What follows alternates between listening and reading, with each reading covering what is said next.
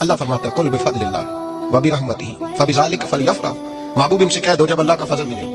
جب اللہ کی رحمت ملے تو خوشی مناؤ۔ تیرا نہیں مجھے پتا، مجھے تیرا نہیں پتا، لیکن مجھ سے اگر تو پوچھے تو کائنات میں رب کا سب سے بڑا فضل بھی محمد مصطفیٰ ہی ہے،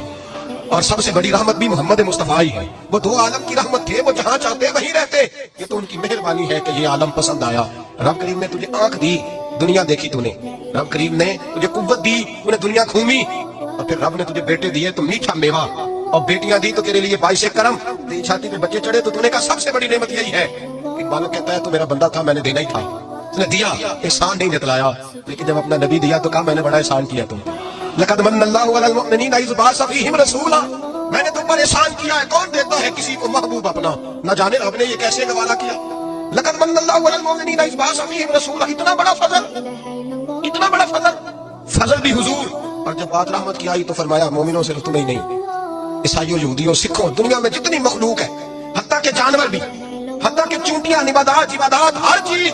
یا اللہ تو نے کیا دیا؟ فرمایا وما ارسلناک الا رحمۃ للعالمین، میں جس کا رب ہوں ان سب کے لیے میں نے اپنے نبی کو رحمت بنا کے بھیج دیا ہے۔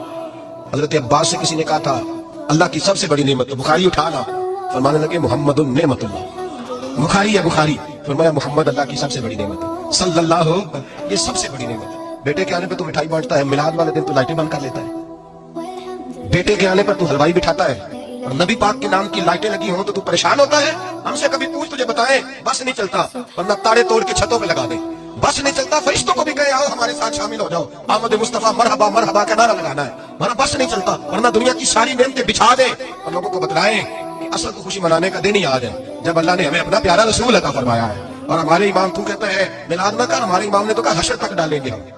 حشر تک، یہ 2-4 دن کا تو پروگرام ہی نہیں ہمارا، حشر تک ڈالیں گے ہم پیدائش مولا کی دھوم، اور مثل فارس نجد کے کلے گراتے جائیں گے، خاک ہو جائیں عدو جل کر مگر ہم کو رضا، دم میں جب تک دم ہے ذکر ان کا سناتے جائیں گے۔ ایک مجھے کہنے لگا نہیں وہ 9 ربیع الاول کو آئے تھے، تو میں نے کہا 9 کو میلاد مناؤ، کوئی مسئلہ نہیں، 9 کو میلاد مناؤ، کوئی مسئلہ ہی نہیں، ہم تو سارا سال مناتے، بس 9 کو مناؤ نا بھائی، کون کہتا ہے عید نہیں ہم کہتے ہیں۔ میں نے کہا چلو جشن میلاد کہہ لیا کرو، اسی طرح تھا تو صحیح تھا بھائی، جشن میلاد ہی کہہ لو، یہ کہہ لو تم نے خوشی منانی ہے تو محفل میلاد کہہ لو، نہ عید کہو، عیدیں 2 ہی ہیں۔ میں نے کہا نہیں وہ تیری غلطی ہے، میرے نبی نے کہا ہر جمعہ میری امت کی عید ہے۔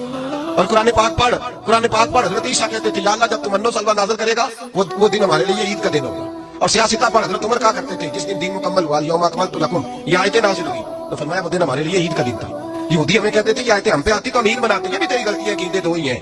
رب جب بھی کسی کو دین دکھائے وہ عید کا ہی دن ہوتا ہے، وہ عید کا ہی دن ہوتا ہے بھائی، ہمارے لیے سب سے بڑی عید یہ ہے، اس لیے کہ باقی عیدیں اسی عید کا صدقہ ہے۔ صلی اللہ تعالیٰ